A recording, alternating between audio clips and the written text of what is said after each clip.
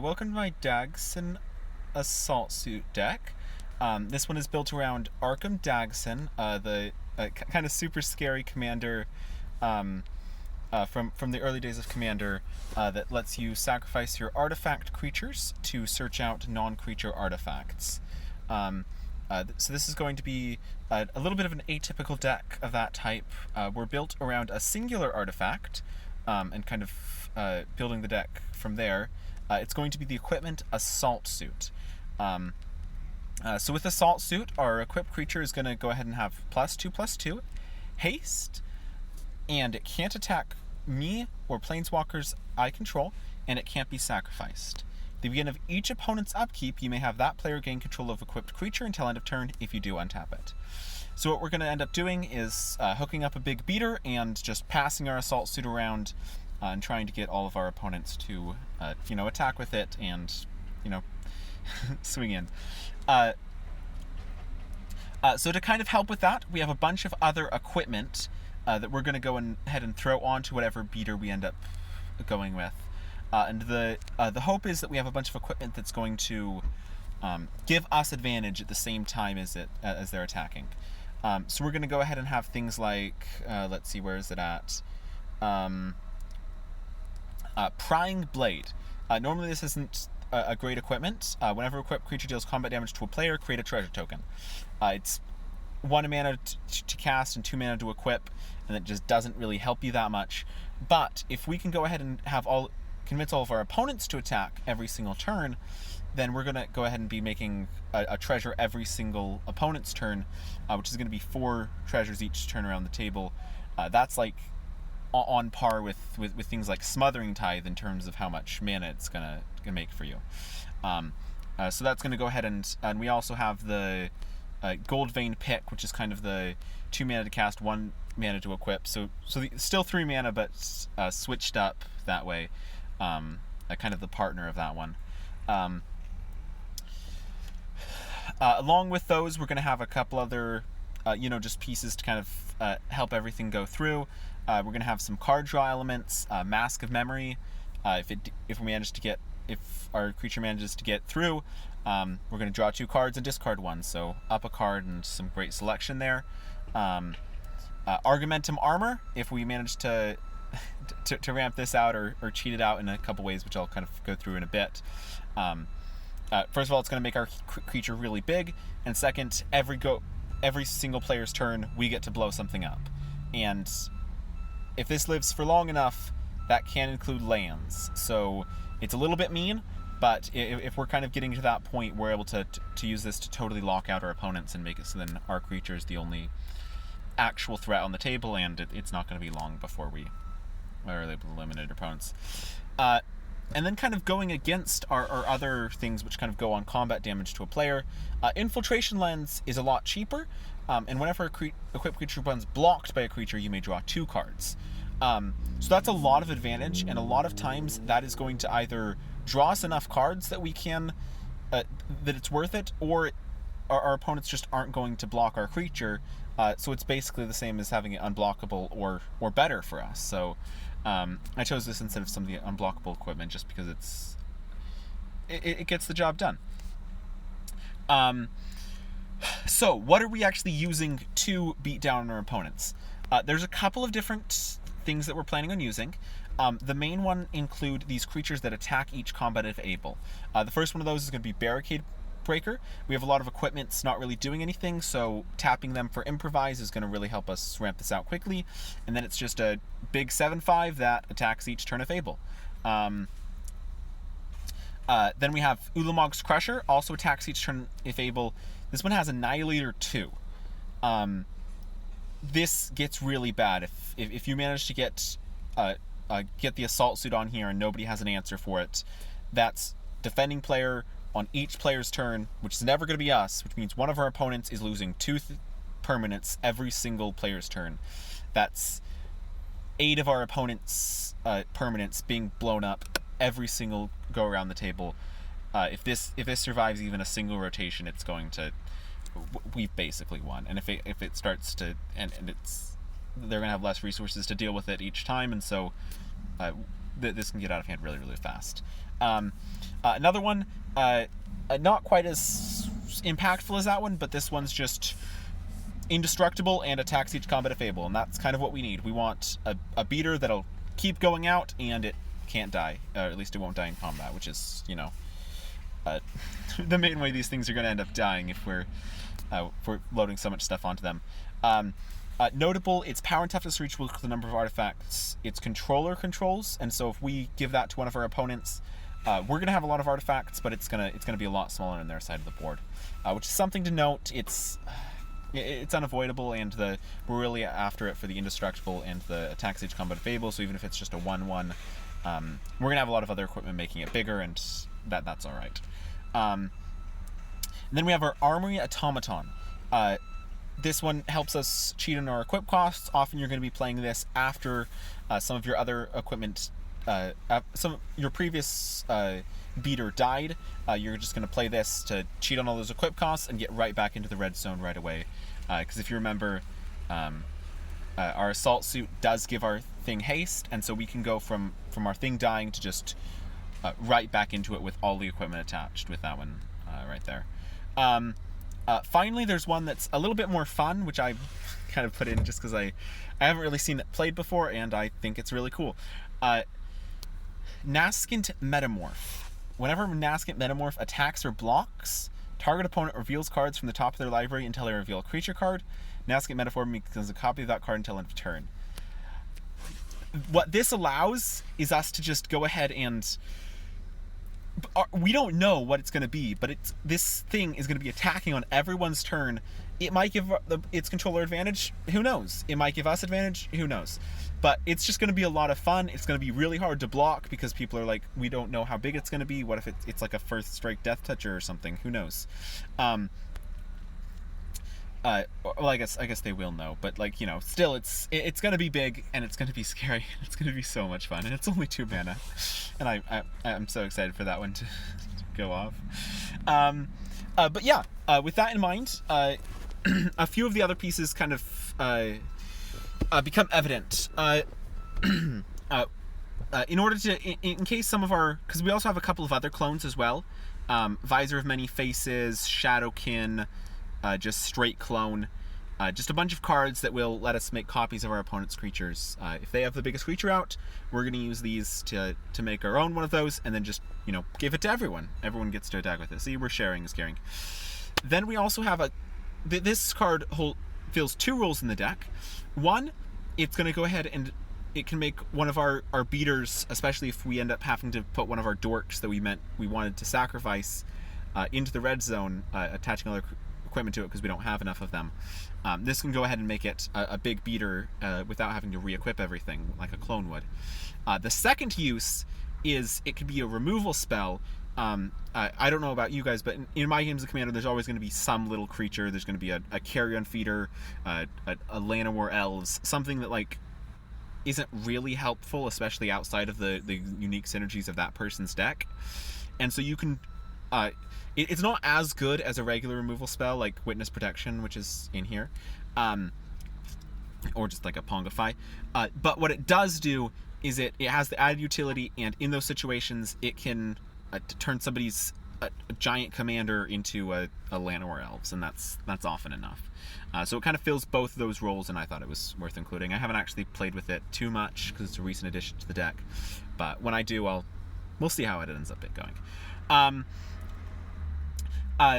So going on to the kind of things that make it work, we've got a bunch of mana stuff. We've got Moonsnare Prototype, really good, especially in an equipment deck. It's basically just 1 mana rock, which is just insane. And then also it can channel for removal if we have to. Not a very good rate on removal, but once again, added utility on our super cheap mana rock. That's just an amazing card. A bunch of just mana dorks. Going back to our commander, we have to sacrifice an artifact creature, and so these 2 mana artifact dorks are going to serve 2 roles. They're going to get him out a turn earlier, which is often enough to kind of help get out of removal, or if we're playing him on curve, enough to hold up mana to protect him. And then they're going to be the sacrifice fodder. We don't need a huge amount of mana in this deck, especially if we're able to start getting these engines and like making our treasures and that kind of thing. So that's more important, and so sacking those mana dorks is something you're 100% willing to do, as well as just ramping you out. So we've got a couple of those, and then we've got some just kind of creatures we're willing to use as sack fodder. We have Crashing Drawbridge. This one is especially useful because it allows us to, if we play it, instead of being it's somewhat, I put it kind of in the same slot as the Mana Dorks. It doesn't tap for mana, so our commander is still going to come out on the normal turn 4 that you would expect, but we're able to give him haste, which lets him activate a turn earlier, which is essentially the same thing, and then we're able to just sack the Crashing Drawbridge for that effect, and it just works out. We don't need the haste for our beaters, because once again the Assault Suit gives that to us, but just giving our commander haste is all we really need this for, as well as, sacking it right afterwards. We have Ornithopter, because it's, 0 mana, and it does the same thing we're looking for, just being a cheap artifact creature that we can just sack and kill. We have Mere Retriever. This one, early on, we're okay sacking this for no value. It's 2 mana, that's what these things are for. We need our Assault Suit out, but later on in the game, if our Assault Suit gets blown up, this gives us a little bit of protection. Usually we're going for more counter spells. We're not really trying to bring him back, but, if we have to, we do.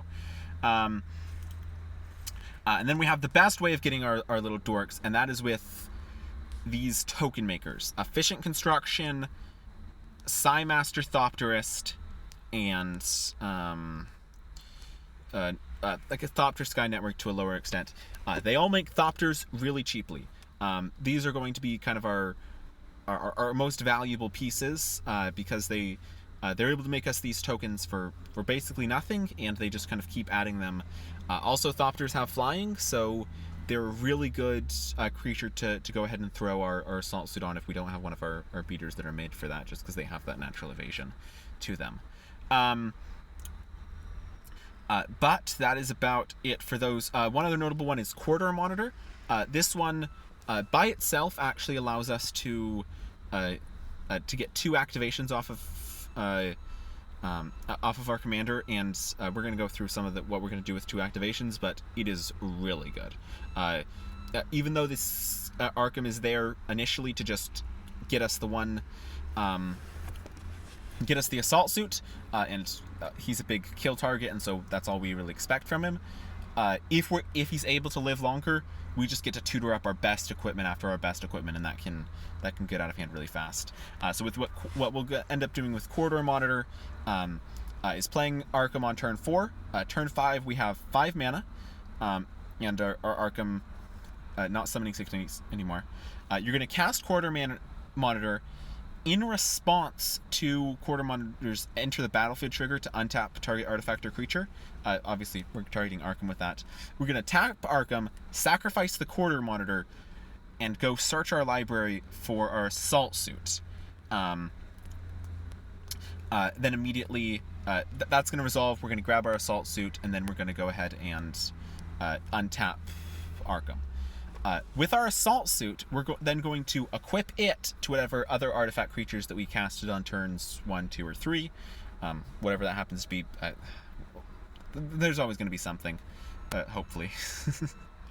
There's usually something. You won't really want to keep a hand that doesn't have it. So we're going to pay the 3, because we're going to have 5 mana, because it's turn 5, assuming we played everything on curve. So 2 mana we spent on the Corridor Monitor. 3 more mana, we're going to equip the Assault Suit onto something. Then we can activate Arkham again, targeting whatever we equip the Assault Suit to.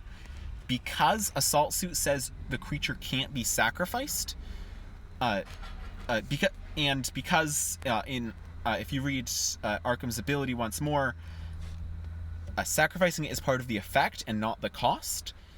That means that we're now able to not sacrifice it, but still search our library for non-creature artifact card for free, which is one of the reasons that activating it again and again is so beneficial. Then we're going to go ahead and search our library for our next card, which is Hammer of Nazan, usually, because this makes all of our subsequent equips free. Gives +2/+0 and has indestructible. So whenever another Hammer of Nazan or another equipment enters the battlefield under control, you may attach that equipment to target creature you control.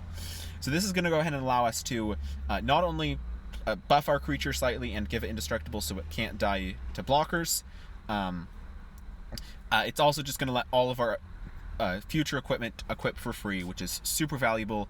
The only really expensive card in this deck at about $20. The rest of the deck is like $30 total, so this is a sizable part of the budget, but because we can tutor it up every time with Arkham as soon as we get Assault Suit, and it's just so valuable in the deck, we're going to go ahead and we were able to budget it out there. Usually our first activation is going to go to Assault Suit, second one to the Hammer. If we end up getting a third one, there's a couple of different options. The first one that I want to mention is our Tormentor's Trident. Often when people realize how much value we're getting from their attacks, they're just not going to attack. And so if we don't have one of our self-goading creatures, this is the only equipment I could really find that says equip creature attacks each combat if able. So tutoring this up, if we get a third activation, it'll equip for free if we've already looked up Hammer of Nizan, or we can just hard cast it if we happen to draw it. But it'll just make sure that they have to attack every single turn, and we're able to just keep accruing that value again and again and again. After that, we have Argumentum Armor, discussed earlier. If we can tutor it up with Arkham, and we already have it goaded, that's just game. So, especially if Hammer of Nizan equips it for free, it's just a free Argumentum Armor. At this point, we're just going to try and protect our pieces, make sure we were able to keep accruing this value, and that is why we have a bunch of counter spells. Not the best counter spell suite, but we have a lot of them. Disdainful Stroke counters board wipes basically, but sometimes some other stuff as well. Disruption Protocol, tap and equipment. We have a bunch of free equipment that are free to tap, so tap and equipment, just counter spell. Keep Safe, counter something that targets something we control. Negate non-creatures. Occasionally there's like there's creatures that are going to blow up our stuff, notably Reclamation Sage and similar effects, but usually if they're going to kill something of ours, it's going to be an instant or sorcery. We're going to be able to negate that. A couple of others, just kind of dismiss, counterspell, draw a card. At this point in the game, at least when we're planning on playing this, this is after we've got our Assault Suit out, and we're starting to just every turn get out another equipment that's just going to roll over them with that value. And this is going to go ahead and let us counter a spell, because we're not going to need our mana, because we're just going to be tapping Arkham every turn, and that's going to give us all that we need. So this is just going to let us counter a spell with drawing another card, maybe another counter spell. Witness Protection, like mentioned earlier, just a kind of a solid removal spell. We've got a couple other ones of those. Both of these bounce ones that draw you a card if you kick them, just because I think they're underrated. Another underrated removal spell is Leadership Vacuum. It returns, so it doesn't, target player returns each commander they control from the battlefield to the command zone, draw a card, and it's 3 mana. This is really, really good. I don't know why more people don't play it, but essentially gets around Hexproof, gets around Indestructible, gets around anything their commander might have, sends it straight to the command zone, so there's no a graveyard. Sometimes they want to put it in their graveyard or whatever. So it just, and then it draws you back a card. So it's it gets rid of a key piece in their strategy, and it draws you a card, and it's an instant speed. I just think it's really underrated, and should see more play. And there's always going to be someone at the table that has a problematic commander. I mean, ours is a problematic commander. We'd hate it if someone did that to us, and all the decks I build are like that, and all the decks I play against really are the same. Nivenril's Disc. It's really in here just because it's a board wipe that we can tutor up with Arkham if we absolutely have to. It's not ideal, but if we have to, we're able to go grab a board wipe with his ability, which is really valuable. Usually you'll do that on the end step of the person before you, so it untaps before the table really has time to deal with it. Then either you can blow it up right away, or you can hold on to it and, do the stupid Nivenril's Disc. I'm gonna blow up the world at any time, don't play anything. Oh, I hate that. Just some of the solid blue removal with Reality Shift, resculpt, just kind of just kind of the budget blue staples there. Engulf the Shore, you have a lot of islands. It's a very basic heavy mana base, so this is basically bounces everything, instant speed. Psycrift, except it doesn't, except it bounces your stuff, so way worse than Psycrift. And also it's only creatures. An offer you can't refuse, solid counterspell, really cheap, which means we can hold it up when we're trying to before we're able to untap Arkham. We can play Arkham a turn late, holding up one of these counter spells and just kind of protect our pieces there. And then finally slip out the back. This one is really good, although it does take a little bit of explaining. Put a +1/+1 counter on target creature, it phases out. So basically, we're able to keep our entire stack safe. If they target anything within any of our equipment, anything, it's going to be treated as if it doesn't exist. Completely okay. If we want to blow up our Niven Rules disc, we can slip out the back and then blow up everything except for ours. Note about phasing out. If we phase it out, our creature, while somebody else is controlling it, because of Assault Suit. Going back to Assault Suit, it says gains control of it until end of turn, if you do untap it. So the until end of turn effect will wear off while the creature is phased out. So we are going to get control of it again. But it's going to phase back in during the upkeep of whoever is controlling it when we phase it out. So if it's under one of our opponent's control and we have to phase it out in response to removal or something, then it's going to go ahead and it's not going to phase back in on our turn. It's going to phase back in on their turn, but it's going to phase back under our control. So a little bit weird there. Because it does happen on untap, we wouldn't be able to immediately give it to them with the Assault Suit until end of turn. But we're not going to lose it forever, but we're not going to be able to use it again right away. Still, I think it's very much worth it to just keep our, in any sort of a Voltron strategy in blue, even ours, which is a little bit atypical. This is going to be super valuable. A couple more equipment I didn't mention earlier. Moonsilver Spear. Attack, create a 4/4. Every single turn creating a 4/4 is just... that's 16 power in the air every single turn. That's bordering lining Luminarch Ascension in terms of output, and it's just gonna run away with the game so fast. Almost no deck can outpace that kind of thing once we get it online, and if they don't have any removal for our pieces. But yeah, otherwise that's kind of the shell of the deck. It's a little bit fragile, and you gotta make sure, and depending on your meta, play a little bit slower to wait for them just to kind of